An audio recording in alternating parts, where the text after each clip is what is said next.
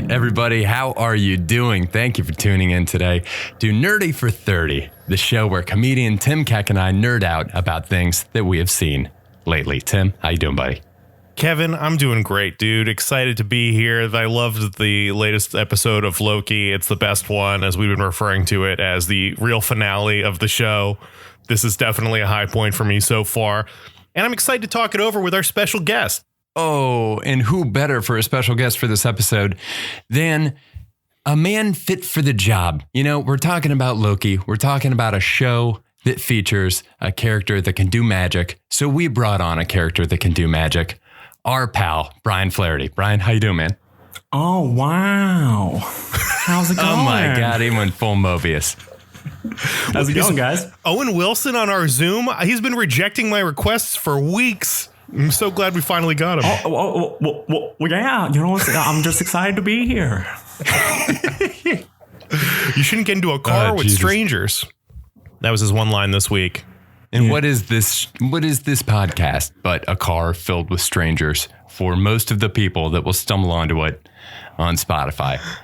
Today we are talking about the 5th episode of Loki. Obviously, spoiler alert, if you haven't seen it, we're going into it in depth. So if you want to watch it fresh, don't listen to this. As Tim said, I thought this was the best episode of the show so far. I don't think that it's a coincidence that it's also the episode of the show so far that directly addresses most of our complaints from the rest of the entire series. Yeah, we've been complaining the whole time, Brian. Basically, like, we want more variants. We want more like stuff to actually happen. Show, don't tell. And this is the episode they finally do that in. And right on track with all the pacing for all these other TV shows. It feels like they finally start to get their act together by like the second to last one. Yeah, they definitely did wait a long time to give you all the things that you wanted. My only complaint with like the very end of the episode, I have a couple complaints, but one of my bigger complaints with the end of the episode is that we wait all this time, we see a bunch of variants, they're all very cool, and then, you know, the thing that saves the day is love again. It's always love saving the day. I definitely have beefs about that. What are your thoughts of Loki so far, Brian? So far, I've enjoyed it. I thought like the first, right when it started, I loved the crazy like TVA aesthetic. That was very fun. Ups and downs for sure. There were some times where Loki was fighting people. I'm like, why are they fighting him? The planet's exploding. They should get on the ship instead of fighting Loki. What are they doing? But overall, it's been a lot of fun. I am worried about Marvel going forward, like the next phase being all about the multiverse, because it just seems like everyone's going to die. It's never going to stick. And if it does stick, they're just going to get a spin-off series about their life before they died. That does seem to be a weird pattern that's happening now, huh? Black Widow, Vision, and Loki all died and now get their own spin-off series so we can like better understand them. Wow. I had not put that together. Yeah, it's fascinating. They don't take the time to develop the characters until they're dead. That's really a Marvel staple. Ooh, you know what? Let's do that. Let's do that again. And it's. I feel like it's even getting crazier because I just watched the trailer for their new one. What If, the like animated show that's like the alternate universe of like what if yada yada yada. It just seems like they're doing like mini do-overs of everything they want to do. They're like, let's play with this. Let's see what people like. Which, you know, I guess is fun. It's a very comic book thing to do. But I would also say it's maybe my least favorite thing about comic books is just how convoluted and messy it all is. Where if you want to know who Iron Man is, you have to read like 3 different comics just to figure out like the story of what's happening with Iron Man right now. It's crazy. It's definitely a hook for the comic book business to like sell more comic books, I think. I love the alternate timelines and stuff, but I don't want this confusion with there's different. Even this one, it's like, this isn't the same Loki that we had before. Like, we spent all this time developing a character Loki, and this is the wrong Loki. This is Avengers Loki. Right. This isn't Ragnarok Loki. So like, what are we doing? It's very complicated. The other thing that's been frustrating about it is not only Not only is it not the Loki that we'd seen previously, it's not even a consistent characterization of the Loki that we were given for this show.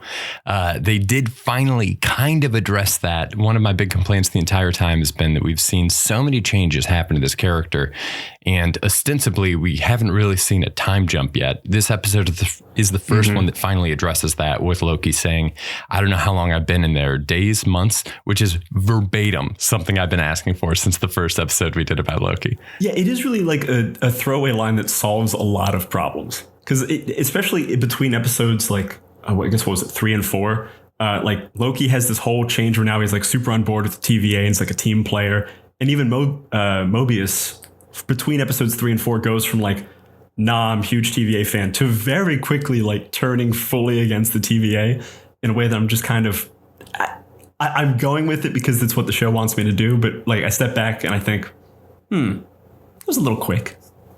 Yeah. Yeah. It's too fast. And they could have addressed a lot of that by, again, the other variants of Loki, more time showing Mobius gaining a distrust to the TVA. All of this could be addressed if basically where we got by episode 5, we had gotten by episode 1 or 2.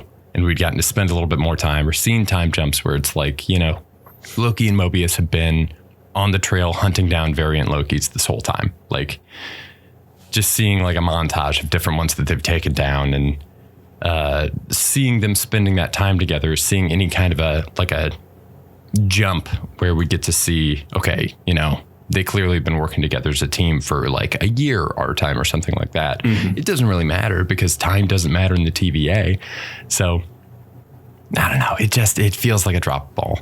I am hoping, because after the first episode, I kind of had this thought that a lot of the first episode is just like Mobius and Loki just talking about, wibbly wobbly, timey wimey stuff. Like, oh, what are the consequences? What's the philosophy of having multiple timelines, whatever.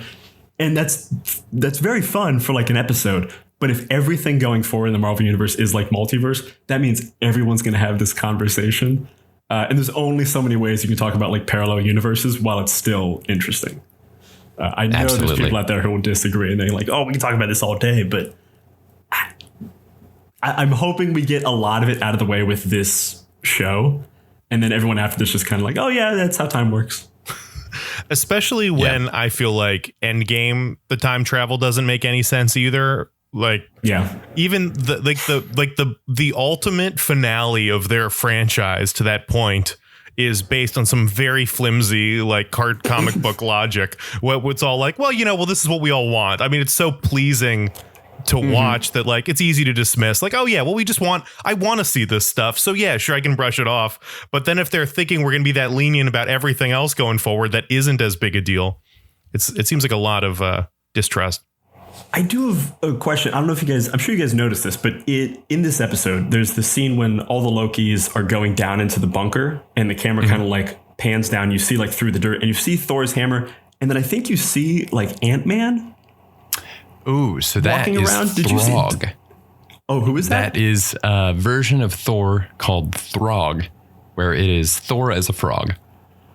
Oh, so it's just like a fun little bit. Is Ant-Man in there too? I think I just assumed it was Ant-Man because it was like a small person. I was like, oh, it must be Ant-Man. I think it's Thor as a frog trapped in a jar, which is a nod, I think, to alligator Loki. I don't know if there actually was an alligator Loki, but there was a frog Thor in a comic book version.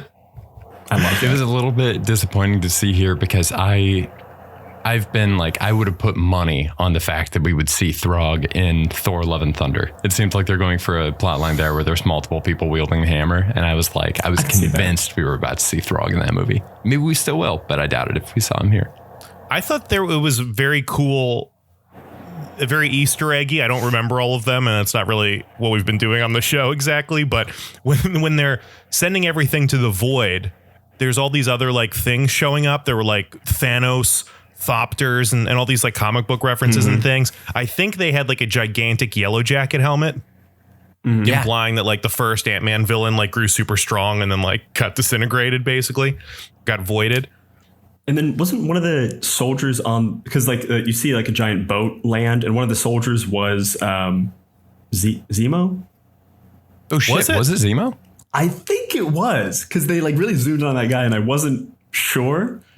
Wow. I did Google the USS Eldridge, which apparently was part of the, oh my God, I don't have it open right now. Philadelphia experiment, baby. Philadelphia experiment, where they were trying to, I guess, create an invisible battleship. And then the legend about it is that they turned the boat invisible, but instead of turning it invisible, they actually just sent it to another dimension. So it's kind of just a nod to this weird sci-fi. Sorry, wait, is this a comic book thing or is this a real thing? No, this is a real life thing. A real urban legend, like the Bermuda Triangle or something like that, where it's like the government. A very fun urban legend. I love it. Experimented on a boat and turned it invisible and then and it's like, oh, cool. This is the kind of shit Marvel should be doing constantly, because this is the kind of stuff that we love and their audience really loves. There's all these little Easter eggs and stuff. That is a really good Easter egg. I'm gonna be looking this up after this podcast. It's a really fun read. Reading about the USS Philadelphia is it's a blast. Or the Philadelphia experiment. I think it's the USS Eldridge or whatever. Yeah, USS Eldridge. What'd you guys think of all of the Loki, of finally seeing Loki variants? Oh, I mean, if we're talking about thieves for the episode, Alligator Loki stole the show the whole way through. Alligator Loki and Old Man Loki with the classic costume. Easily the best parts of the episode. I laughed so hard when that kid threw the alligator at that guy. I just thought that was the coolest. It's like, yes, this is what I want all the time. It's so cool. I really did love his fucking hand off. It was great. I really did love the fight with the million Lokis in the bunker, just because the Loki that we're following just kind of scoots around the edges, just goes, oh God, okay, excuse me. They could have made it in this epic fight. Instead, it's just a hassle. Mm-hmm. That's the kind of character development that we've kind of been begging for the whole time. Is if the more variants you introduce and the more our Loki gets to play against these variants, the more we get to see his character development to develop and change. And the scene where all the Lokis are betraying each other is so funny. It's so good. It's exactly what I wanted. And then our Loki being in the corner, just sighing, I can't believe these morons. They always do. And they're all betraying each other. One of the notes in it that I really liked a lot was the fact that, that he's rescued by four Lokis: Alligator Loki, Old Man Loki, Young Man Loki, and then Thor Loki, or Loki with the hammer. And Hammer Loki betrays them. And after this whole kerfuffle, everyone's betraying each other. They all leave. And the only people that don't betray each other are our Loki, a younger version of himself, an older version of himself, and then a reptile. Because everyone else seems to be around our Loki's age. And just the idea that at whatever point, they're all at the same point in their lives where they can't trust anybody. And the idea that this younger one maybe hasn't learned to be super deceptive and awful yet, and that this old man has evolved beyond it by being on a moon by himself for 30 years or whatever it was, probably way longer if he's actually aged that much and he's a god. It's interesting. I like that these are the outlier Lokis. Yeah, they're further on the age spectrum or further on the species spectrum.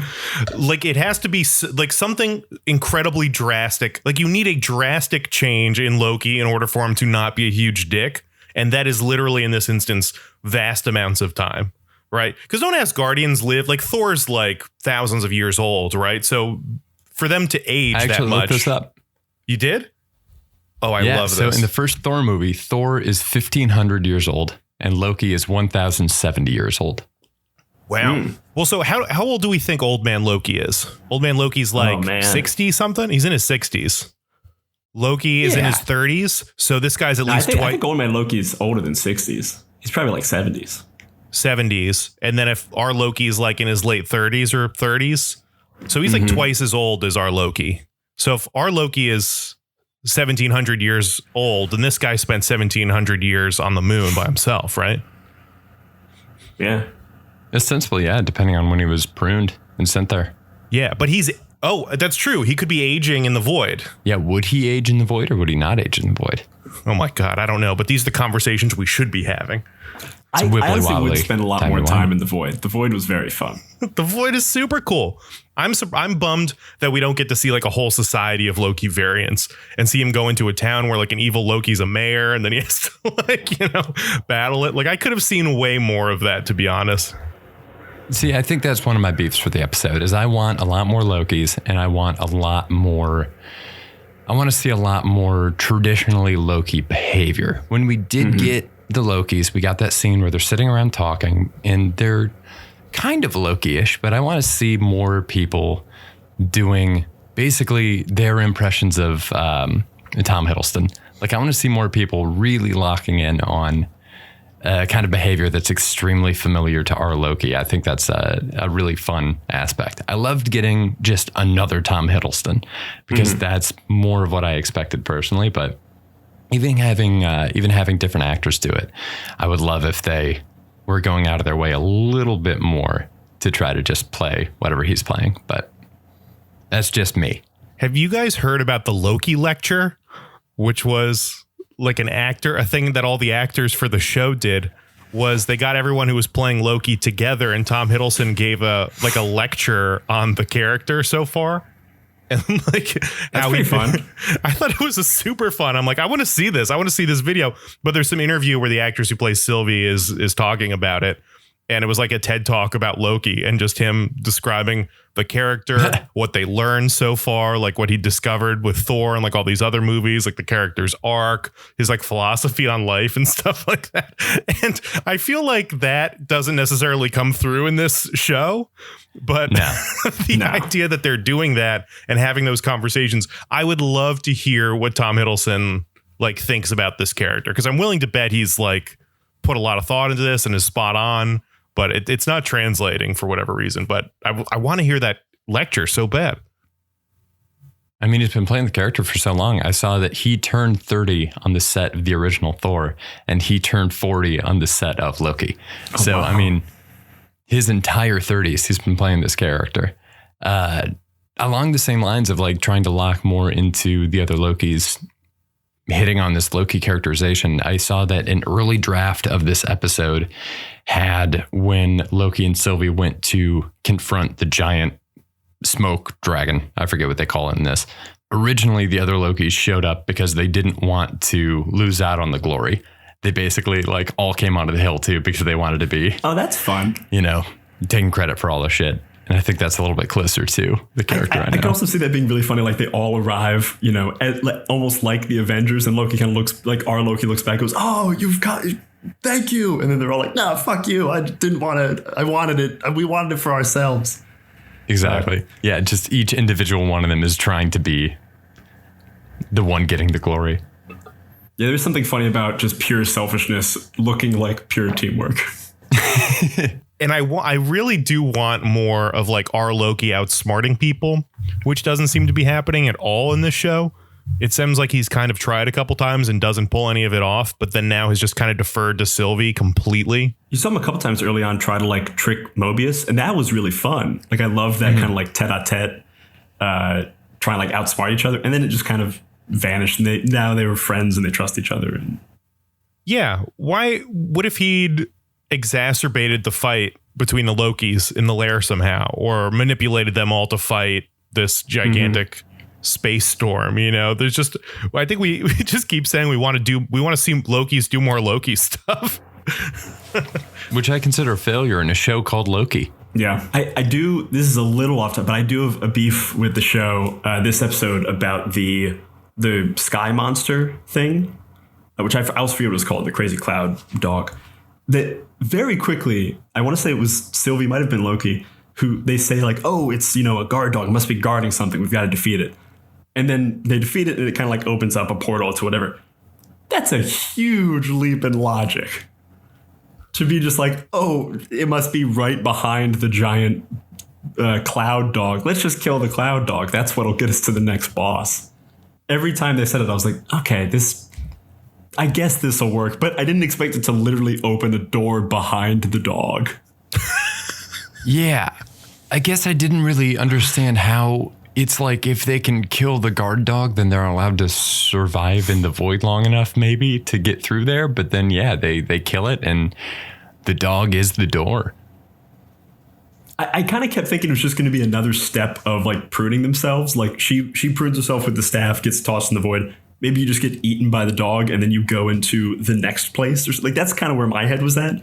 Yeah. And then they just jump immediately to, nah, if we kill the dog, right behind the dog is where the thing is. I'm like, how'd you get there? Even if they had just It's really said, like, strange. if they talked to old man Loki and somehow he had like glimpsed it in the past or something, I would have bought that. That didn't stand out too crazy for me, because then the logic of just trying to defeat this thing that is just actively trying to destroy your planet and kill you, I was like, okay, I'm on board with it. Even if it doesn't open a door, it's like, you could probably killing this thing probably wouldn't be bad. Well, I'm on board with killing the thing, but Yeah. it's the reason of why. If they just killed it because they wanted to survive and then there was a door behind it, I'd be like, oh, cool, of course it was there.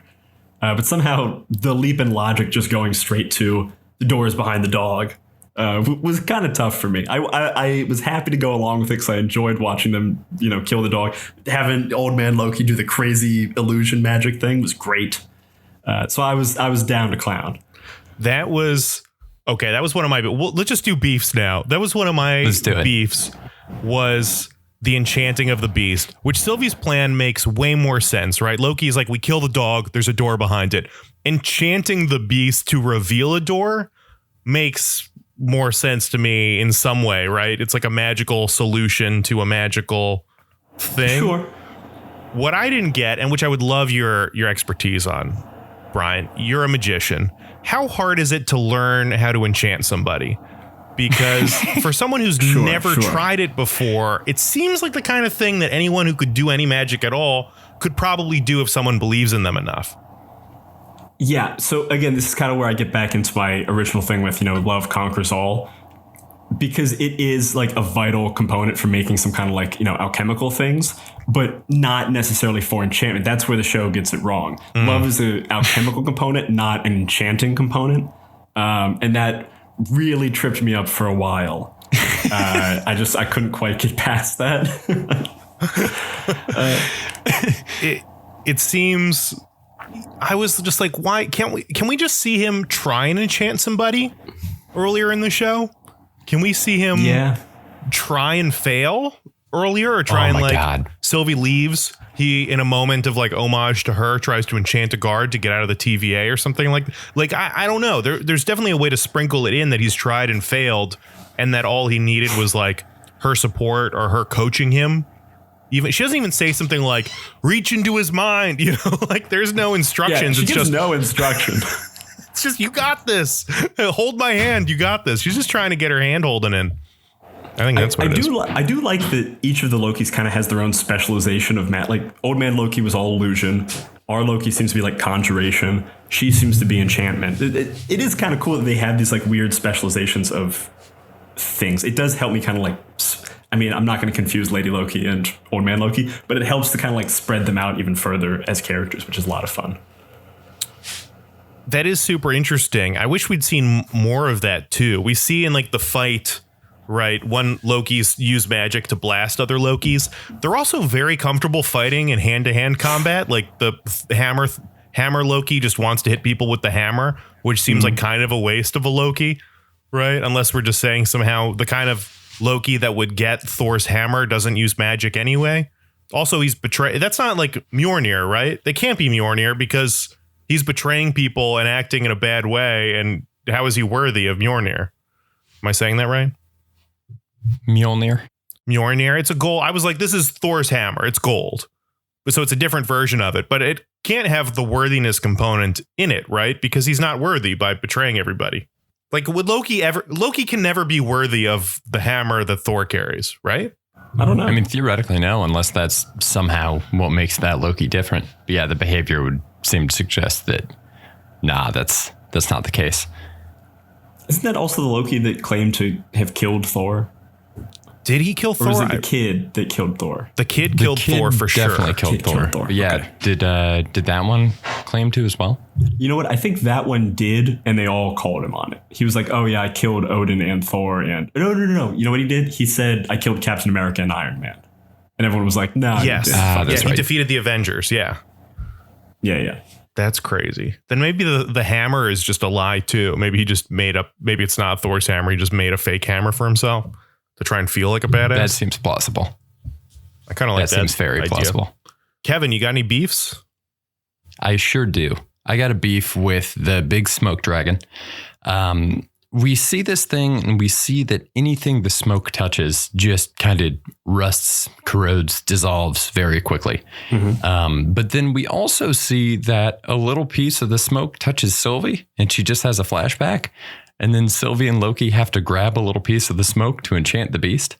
So how come sometimes the smoke just kills people immediately and sometimes you can grab the smoke? What kind of logic is that? Why are we doing that? It's weird. I kind of pictured maybe it has like a mouth of some kind, because we do see it doesn't it kind of like bite old man Loki? Yeah, you see the head kind of go in.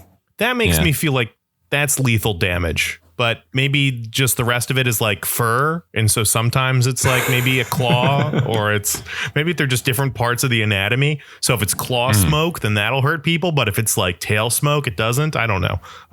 You're right. It's definitely weird. I accept that. I accept that answer. No longer a beef. No longer a beef. I do think it looked awesome. It looked sweet. Yeah. Absolutely. Yeah. Definitely wanted more of that kind of stuff in the show. Ryan, do you have any more beefs? Do I have any more beefs? You know what? I do kind of have a beef with this episode. That I am happy that it happened, but I still do have a beef with it, and it goes back to my "no one stays dead" thing. Mobius dying in episode 4, or like supposedly dying, getting pruned, was like that was a huge loss. Like you felt that one because you love Owen Wilson, you love this character, and it felt like a crazy moment. He like fully turns on the TVA, says he wants to go back to his life. You get that like heartfelt thing about jet skiing. And then he just kind of is back. And again, it just kind of goes back to people keep dying in the Marvel universe, but you never get to feel like that's never an important moment. Like even going back to, who's the guy who dies in the Avengers? Agent. Iron Man?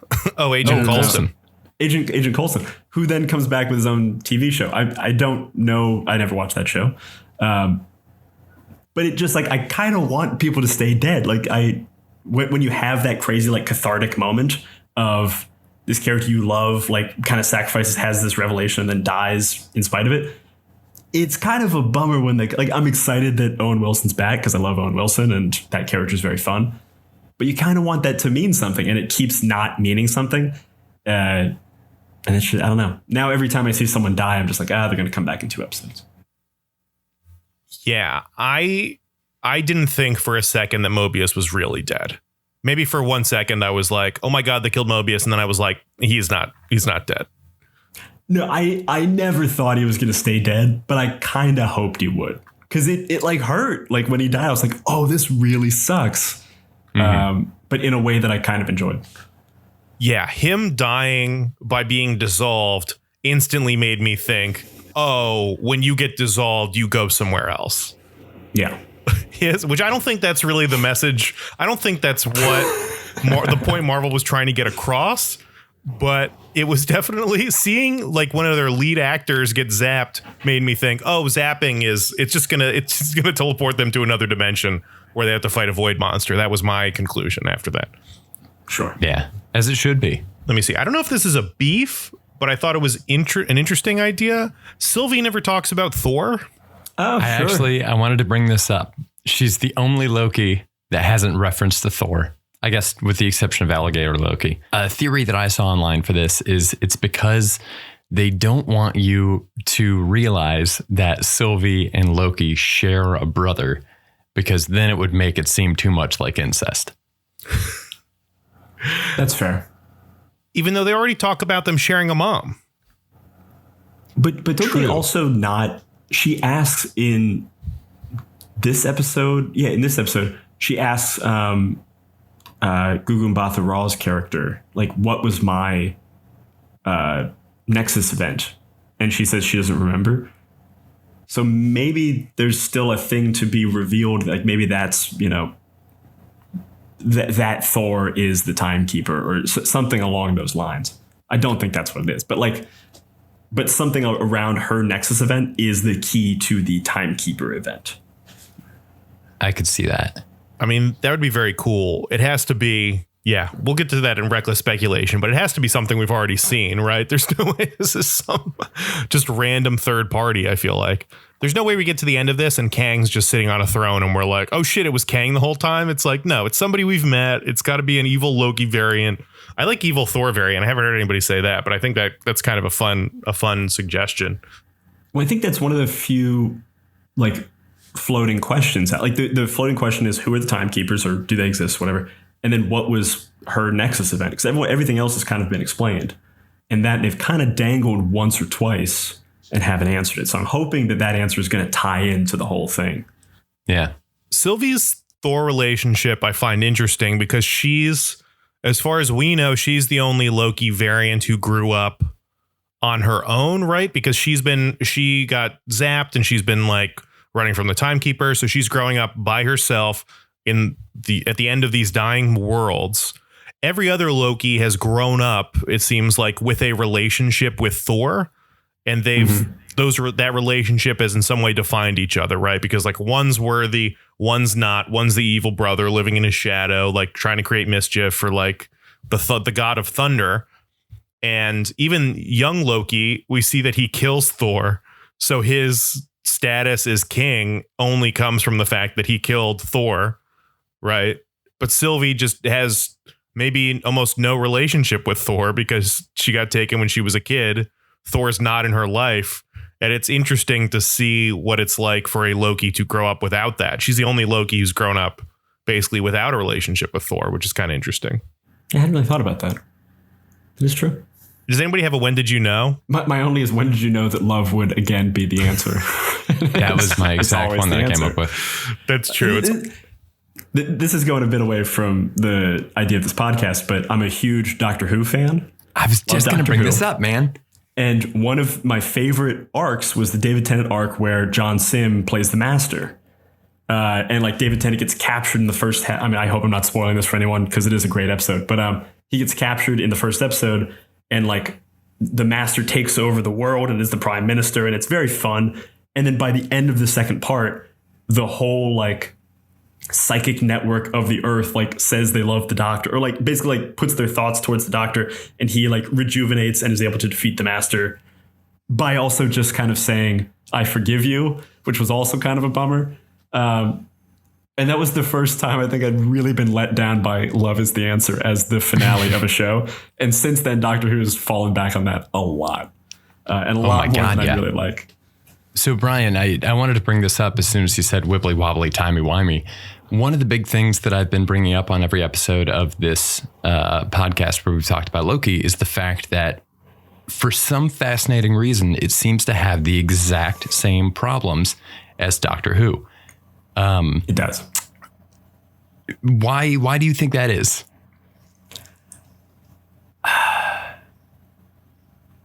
What I think the problem, I'll tell you what I think the problem with Doctor Who is, and maybe this is or isn't the problem with Loki. Doctor Who too often everything has to be like for the fate of the universe, or the fate of time itself, the fate of the, reality, whatever. And when you make something that big, the solutions kind of have to be like cosmic in a sense, because you're kind of almost like fighting for an idea or a concept rather than like something smaller, which is why the best Doctor Who episodes are so like one of the best Doctor Who episodes, kind of, as everyone says, is Blink, which the Doctor barely features in.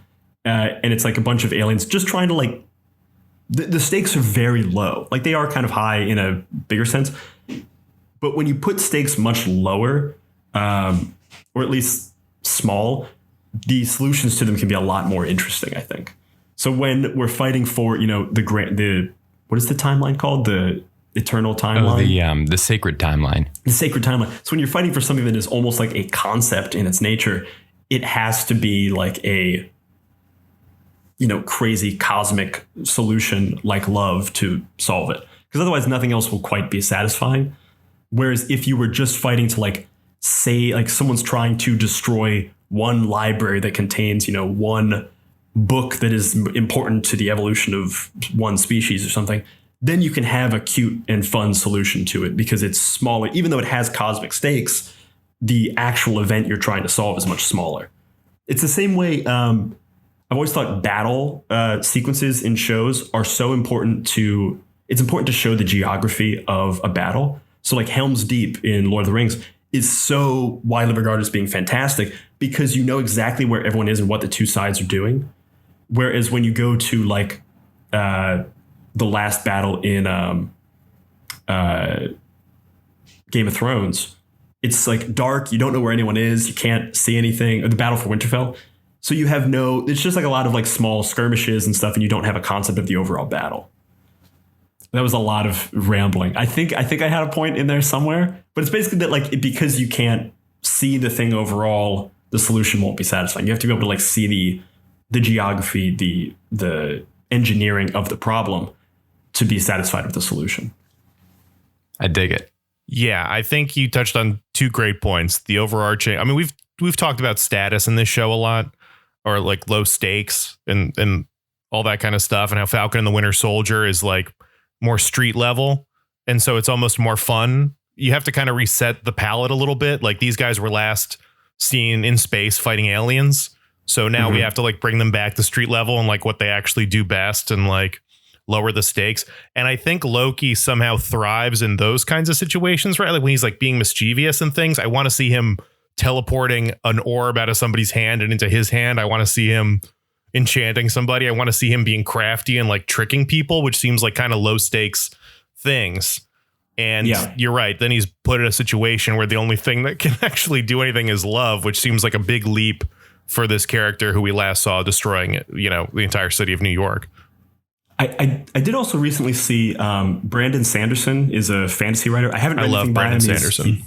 He's on my list. I just did the Patrick Rothfuss books, and now I'm like on a fantasy kick. Oh my God. But one of his like rules of magic is, and I'm going to butcher this, I'm sure, but like you can only solve things with magic to the degree that the reader understands the rules of the magic. So like, though we understand what like enchanting a thing looks like, it's kind of not satisfying to see Sylvie and Loki enchant the monster because we don't fully understand what that is. You know what I mean? Like she just touches it and it turns green. And that's, as far as we can tell, all we know. Whereas if we knew more of the like internal mechanisms of that, it might be more satisfying. Like if we knew that she had to align the monster to the sun and she had to like make all these things fall into place, then somehow that would be more interesting to watch because we could tick off the boxes rather than just watching someone's like, crunch their face up and like look concentrated. That's a very accurate like Sanderson-ism is just the idea of, I think he said something like powers are only as interesting as like the downside of them. Like the weakness of the special ability is what makes it powerful. And it's what makes, I think, Iron Man like the perfect Avengers character, where at the end of the day, he is a human being in a shell and they do everything they can in these movies with Iron Man to get him out of the armor, right? Like he gets defeated. They rip open the armor. Captain America smashes his chest panel and all of a sudden he's just a helpless guy. Like there's huge downside to him being a mortal guy flying around in a metal suit. And those are stakes. Loki, we've already seen him die. He's come back. There's no stakes. We don't know you're right. We don't know what he's trying to accomplish with this thing. It's an abstract. We need to enchant it. The only good growth he can have is just trying harder. Right. I do think this is also why I think Spider-Man is one of the best Avengers or the best superheroes, why he's had such staying power, because ultimately like he's fairly weak. I mean, he is super strong, can jump and can spin webs, but most of what he does is just like solve things in a crafty, fun way. And that's why it's interesting to watch because, he only has like, sure, he can lift things and move things and he's strong, but basically his only weapon is like webs. So you have to see how he's going to, stop a train, like, in Spider-Man 2, when he stops the train with just the webs. That's super exciting because, he doesn't like really have the power to do it. So he has to be craftier and craftier to be able to do it. And that's more interesting than just, Superman who can do anything and only gets hurt by one. Like that gets old because there's no weakness. Or there's for sure a very minimal weakness. And while Spider-Man is stopping the train, he's thinking about how his old aunt needs to get picked up from the hospital. Like how his girlfriend's mad at him and stuff like that. I mean, I love that shit. specifically with Iron Man as an example too, I love that we see more with him than with any of these other characters how his abilities grow over time, and we see him fail with his abilities in every single movie. So, I mean, we saw him make the thing in a cave. We saw him doing the flight testing in the first Iron Man, where he's flying all over the place and slamming into cars and getting things wrong. We see him fly all the way up to the atmosphere and have his armor freeze out and start dropping, and he has to overcome that. Like, we see him fuck up a ton. And then they just really slowly build what his armor can do over time. And by the time we get to Infinity War, where he's got the nanotech and it's like essentially like God level shit, they ratchet up the stakes by making, talking about his upcoming wedding with Pepper. In Endgame, when the armor's even better, suddenly he's got his daughter that he's fighting for. So the stronger his magic abilities get, the higher the stakes are for his human stuff. And it just really, I think he's the perfect balance. And even when he has like in Infinity War, when he's battling Thanos and he's got this like most advanced armor ever, when he's like focusing to like hit him on stuff, the armor actually leaves, like the nanotech moves from parts of his body to like other parts to power them up and just leaves like an exposed leg, or like an exposed arm. It's like, we should do a whole pod on Iron Man. We really like that is, I hadn't even thought about that, but yeah, he's literally like, to create his strength, he has to create a weakness. That is very fun. He is such an amazing character in that way. and the perfect embodiment of Brandon Sanderson's ideologies. He's always running out of battery. He's always like a piece isn't working. He needs a new suit. Like there's he needs so much more stuff than anyone else, even though he's like arguably one of the best characters. Let's get to thieves. Does anybody have a thief who or what stole the show for you this week? I'll say we already mentioned Old Man Loki, Alligator Loki. I love them. Old Man Loki building up the illusionary city. And even the moment where it's revealed that it is an illusion, for a second I was like, oh my God, he's actually building Asgard. And then the monster attacks it and goes right through. And I'm like, oh my God, this is a gigantic illusion. I was just like, whoa, this is cool. This is so neat. And then even the way the actor sits down and like throws his cloak in the air when he sits, I'm just like, I'm all in on this guy. I think he's great. Honestly, the best part of that, there's something really fucking cool about seeing a guy who's it's seeing like a very old man do something amazing in this like really terrible costume. That was just so cool. Somehow, if he had like a sweet costume, you're like, oh, I expect you to do the cool thing. But because he had like the lamest costume, it made the act of making this giant thing even cooler. It was really sick. The horns, man. I love the horns. I'll give my thief as the costume. I've really enjoyed the fact that all these Disney Plus shows have given us the characters' original costumes. Really, really sick little detail. Fun fan service. Oh, yeah, because I guess Scarlet Witch did it. They did it in the first Captain America movie too. We saw him in a like corny old costume. What was another one that did it? I think they did it one more time. This isn't Marvel, but it is and isn't. But it makes me think of in one of the Wolverine movies, he like opens up a case. I think it's the deleted scene. He opens up the case and sees like the yellow suit. And then close it. It's just like, nah, I'm not going to put the on. I think that was like one of his lines in like the first X-Men movies too. It was like, what are we going to wear? Like yellow spandex or something like that? Yeah. It's like, I love all those nods. I love all the references. This episode was like chock full of them. And I think meeting all the Loki variants was also just like the best part for me too. Yeah. Should we wrap it up on some reckless speculation? I think the biggest question that I have for reckless speculation, the biggest question mark that's hovering over. Brian, Tim, who do you think the timekeepers are? I really think it has to do with Sylvie's Nexus event. I think somehow like she's the one who her timeline like causes the timekeepers somehow. So maybe it's crazy Thor or like an evil Odin. So I feel like that the answer to that question is going to answer the timekeepers question. Or maybe it's just Owen Wilson, which I would be equally thrilled about. That would be very fun. Yeah, I'm glad he got out of there. I guess. Oh, I should have also mentioned as a beef was just the idea that you can just teleport out of the void. If you have like a teleporter thing, you can just leave the void whenever. They're like, the timekeepers could visit the void whenever they wanted. Who cares? I did have another beef that Kid Loki and Old Man Loki both say, no, this is our home now. We're going to stay. I'm like, what are you talking about? You could go anywhere else and you stay where there's a giant sky monster perpetually trying to kill you? No. That did take me out of the episode for a second. I was like, what are you talking about? Lame. Yeah, we're going to stay here where it sucks.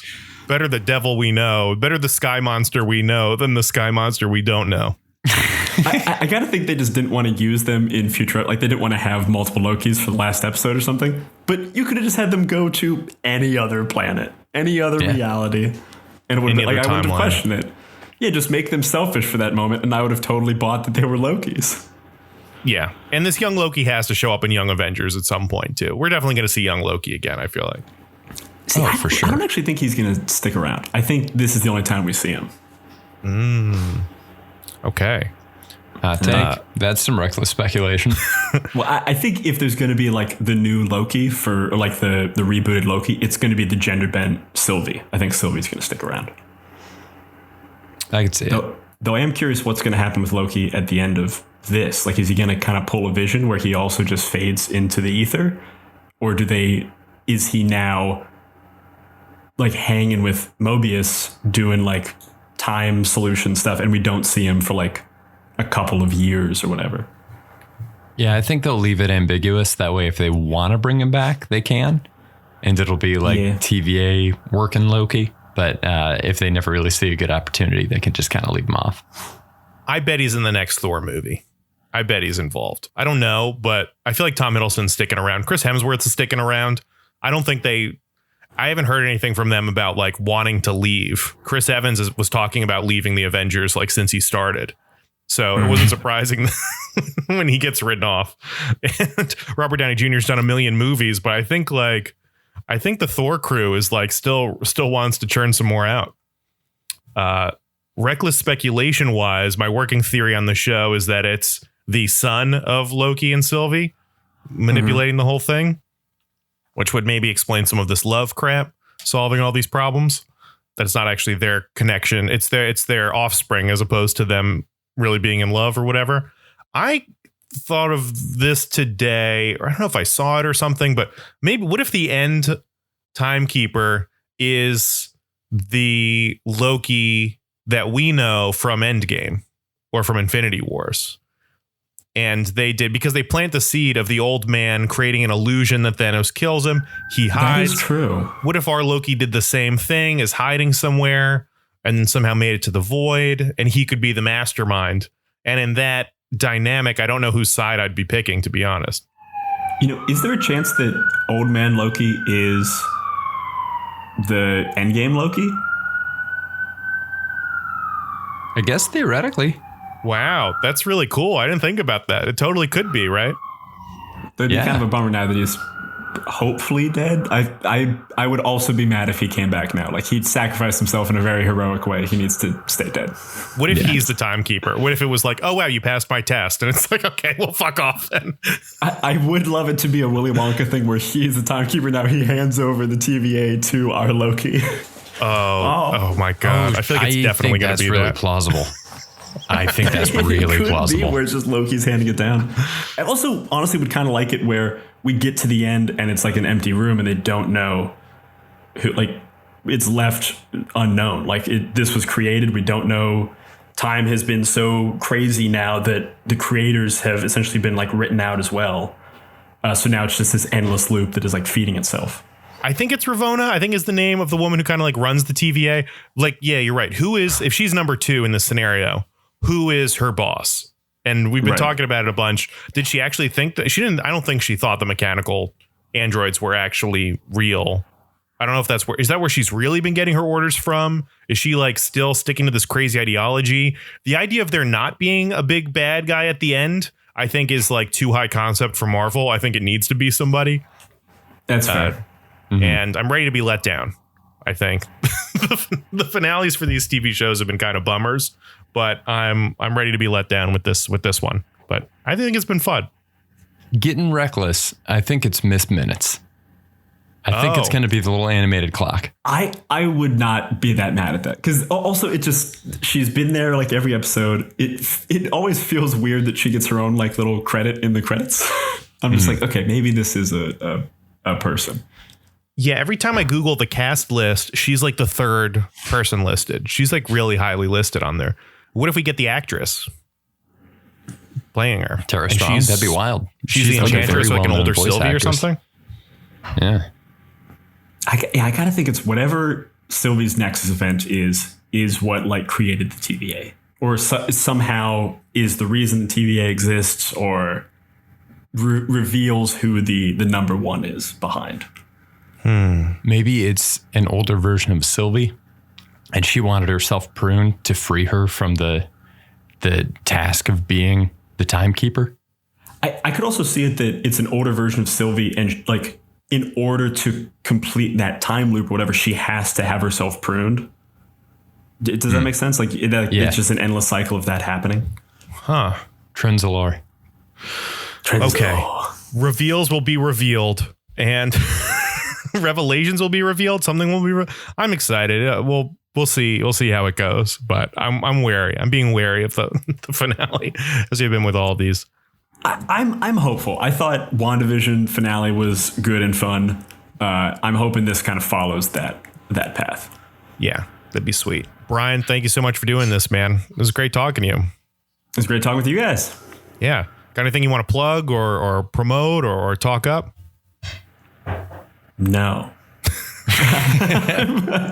I don't. Perfect. Just keep listening to Nerdy for 30. Yeah, plug our podcast. That's the kindest plug we've ever received. Thanks for listening, everybody. We will be back later this week with some Black Widow content. And then, of course, next week for our Loki finale. Tune in. Bye. Bye. Bye.